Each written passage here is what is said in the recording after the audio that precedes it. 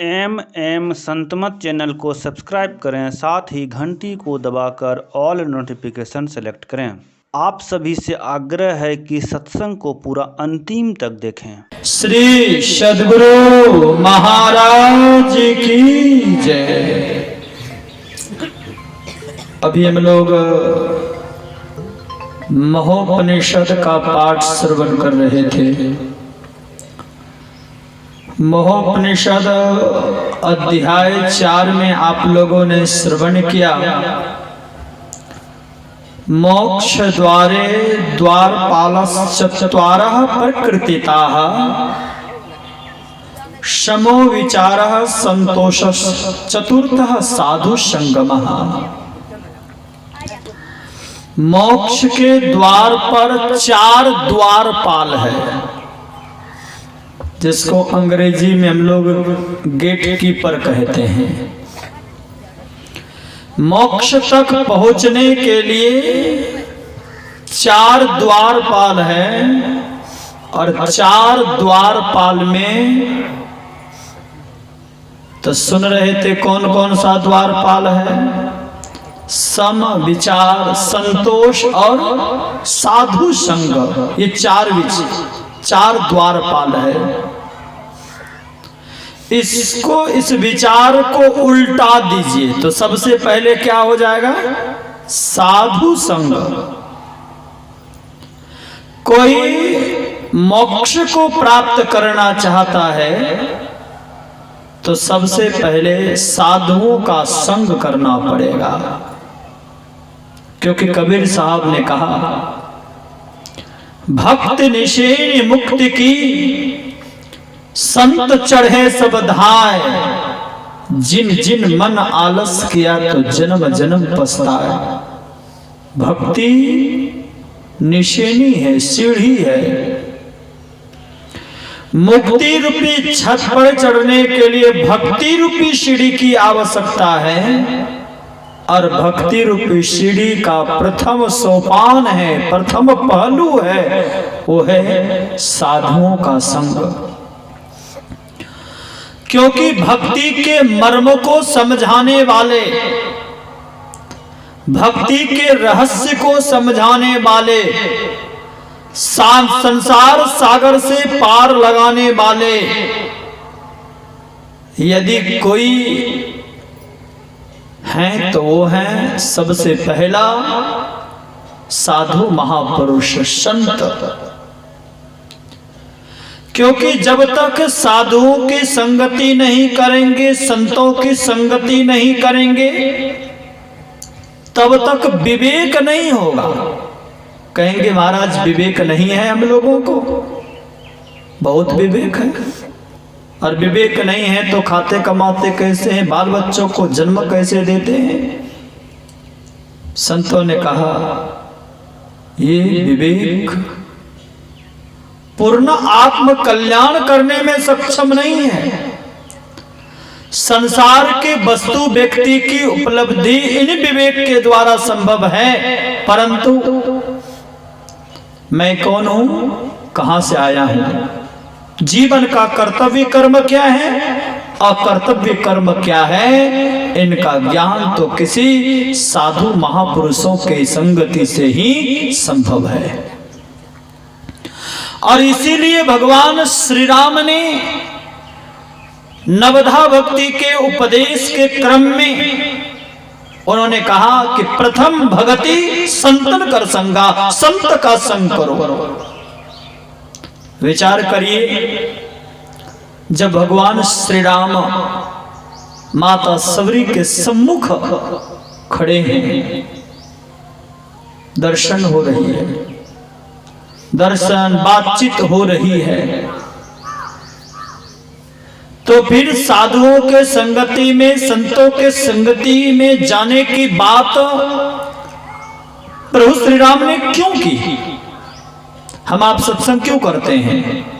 सत्संग करेंगे, ध्यान करने की प्रेरणा मिलेगी, ध्यान में साधना में सफलता मिलेगी, तो परमात्मा का दर्शन होगा, दुख से छुट्टी मिलेगी। इसलिए ना, जिनको स्वयं भगवान का दर्शन प्राप्त था आमने सामने एक दूसरे को देख रहे थे, और फिर भी भगवान ने सबरी से कहा, हे सबरी,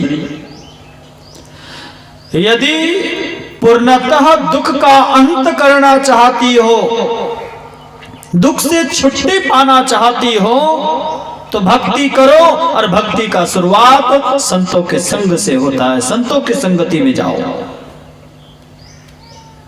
मुझे तो लगता है कि भगवान श्री राम ने इसीलिए संत के संग में जाने की बात कही है, क्योंकि भगवान श्री राम का जो दर्शन कर रही थी सबरी, किन चीजों से कर रही थी?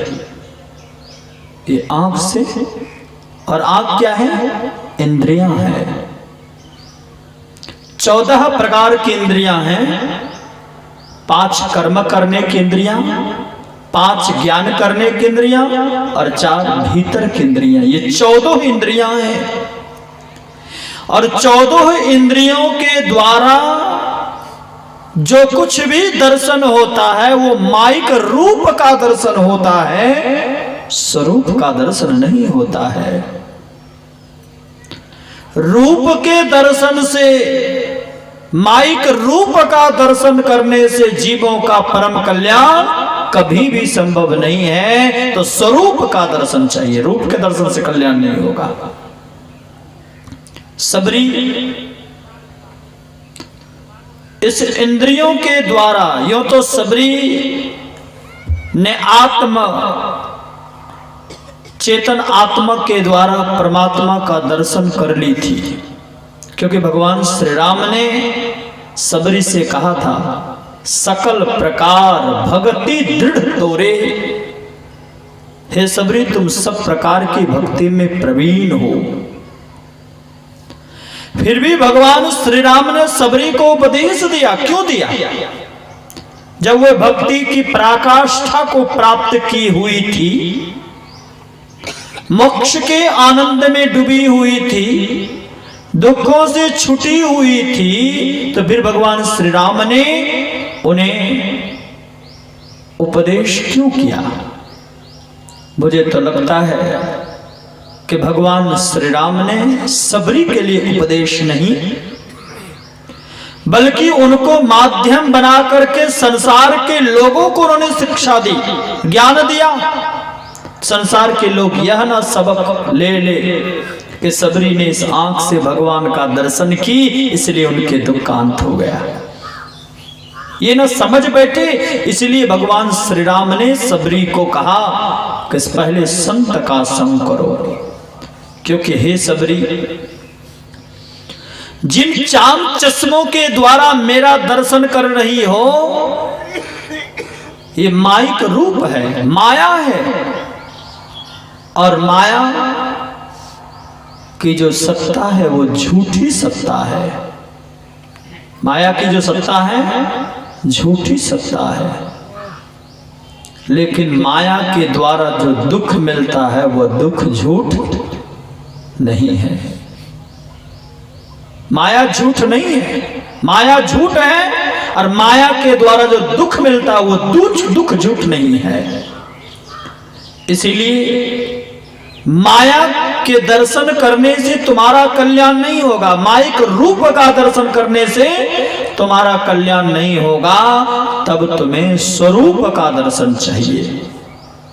स्वरूप का भेद, राज, रहस्य कोई बतलाने वाले हैं तो वह साधु, वे हैं संत, वे हैं महापुरुष, वे मनीषी ज्ञानी ध्यानी हैं। इसलिए ऐसे लोगों के संगति में जाओ जो मोक्ष के आनंद में डूबे हुए हो, सच्चिदानंद में डूबे हुए हो।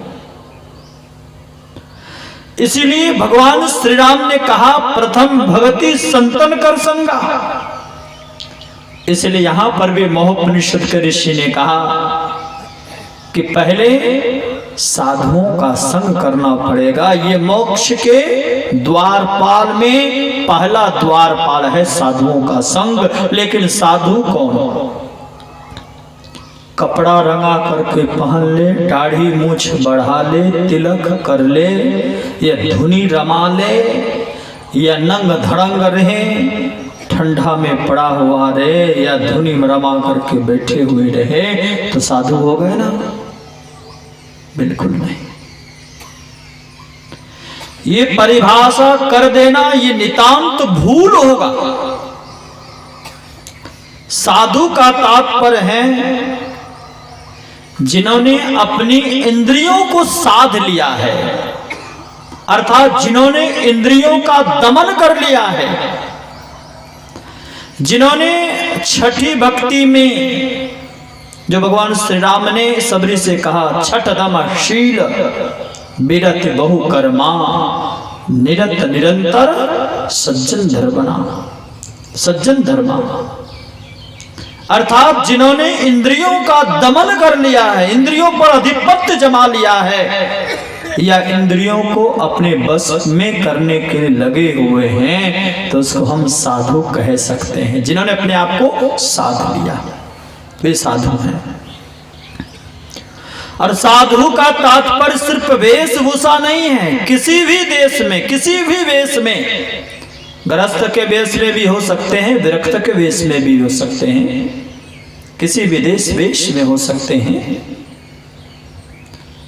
तो जिन्होंने अपने मन को शुद्ध कर लिया, अपने विचारों को शुद्ध कर लिया, अपने व्यवहार को शुद्ध कर लिया, अपने कर्मों को शुद्ध कर लिया और इंद्रियों को दमन करने में लगे हुए हैं, ऐसे लोगों के संगति में बैठेंगे तो स्वाभाविक आपके अंदर सत्विचार की उत्पत्ति होगी,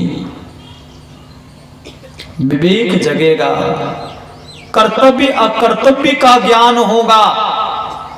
और जब कर्तव्य अकर्तव्य का ज्ञान होगा तभी आत्म तत्व को जानने के हम आप अभिलाषी होंगे। इसलिए पहला साधुओं का संग करना अत्यंत आवश्यक है। पहला क्या है? साधु संग। और जब साधुओं के संग में जाएंगे तो स्वाभाविक आपके जीवन में संतोष होगा। संतोष का तात्पर्य जो कुछ भी मिला वो प्रभु की कृपा समझ करके जीवन यापन करना, ऐसा नहीं कि और हो जाए। जब तक साधुओं के संगति में नहीं जाएंगे तो असार संसार को सार मानेंगे और संसार की उपलब्धि के लिए हाय हाय करेंगे। हाय बेटा, हाय पोता, हाय जमीन जायदाद, हाय माल अटारी। संसार के वस्तु व्यक्ति के लिए दौड़ेंगे। कामनाओं में वृद्धि होती चली जाएगी, तृष्णाओं में वृद्धि होती चली जाएगी, जीवन से संतोष रूपी पूंजी चली जाएगी। इसलिए जो साधुओं की संगति में बैठते हैं उनके अंदर वैराग्य होता है।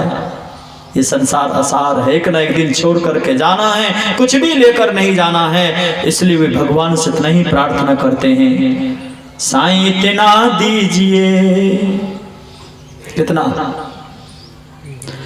जामे कुटुंब समाय मैं भी भूखा न रहूं, साधु न भूखा जाए।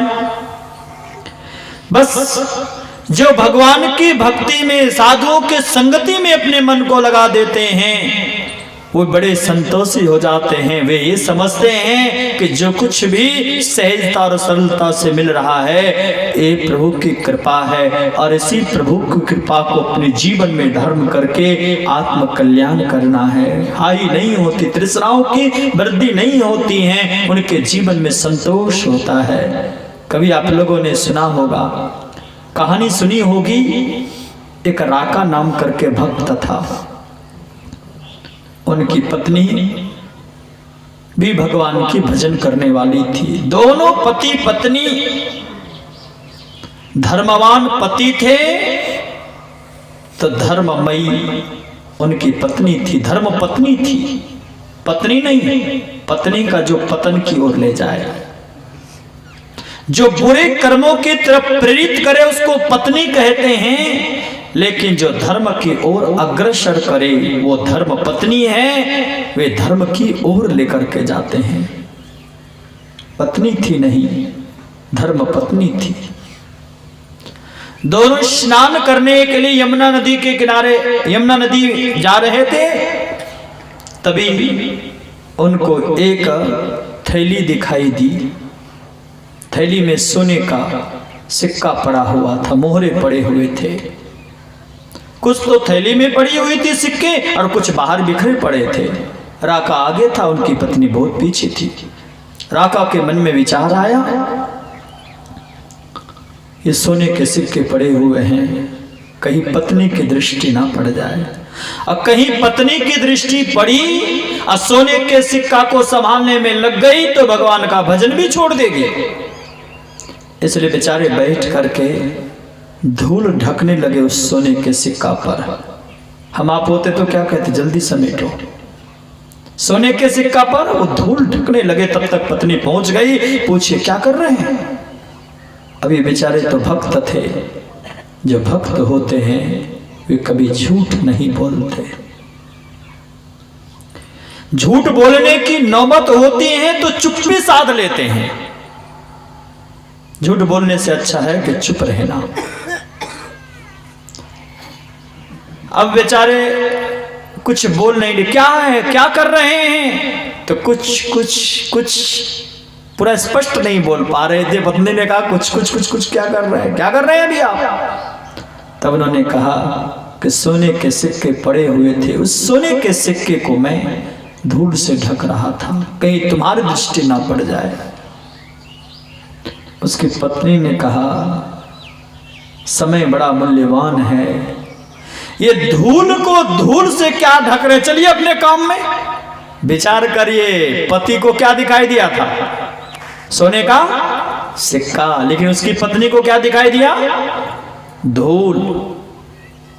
धूल से दूसरे की संपत्ति को धूल के समान समझना चाहिए। इसलिए कहा धूल से धूल को क्या ढक रहे हैं, चलिए अपने काम में।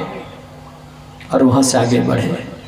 इसलिए उसी दिन से उसका नाम पड़ा था क्या, राका की पत्नी का नाम बांका, अर्थात तो विशेष जानने वाली। विचार करिए, तो जो भगवान के भक्त होते हैं, जो साधुओं के संगति में जाते हैं, उनके जीवन में संतोष की पूंजी होती है, कामनाओं का अंत होता है। और जो कामनाओं का पूर्ण अंत कर लेते हैं वो क्या होते हैं, चाह गई, चिंता मिटी, मनवा बेप्रवाह, जाको कछु नहीं चाहिए सोई साम साहा। जिनको कुछ नहीं है वे बादशाहों के बादशाह होते हैं। इसलिए साधुओं के संगति में बैठना चाहिए, उनके विचारों को अवगाहन करना चाहिए। और साथ ही साथ जब उनके संगति में बैठेंगे, उनके विचारों को अपने जीवन में धारण करेंगे, तो आपके अंदर सात्विकता में वृद्धि होगी। सात्विकता में वृद्धि होगी, तृष्णाओं में कमी आएगी। और तृष्णाओं के जब संसारिक तृष्णाओं की कमी होगी तो भगवत प्राप्ति की अभिलाषा आपके अंदर जागृत होगी। तो दूसरी बात, स्वाभाविक रूप से आपके जीवन में संतोष होगा। और उसके बाद विचार है, फिर श्रम है। इसकी विशद व्याख्या पूज्य श्री के मुखारबिंद से हम लोग श्रवण करेंगे। बोले गुरुदेव भगवान की जय।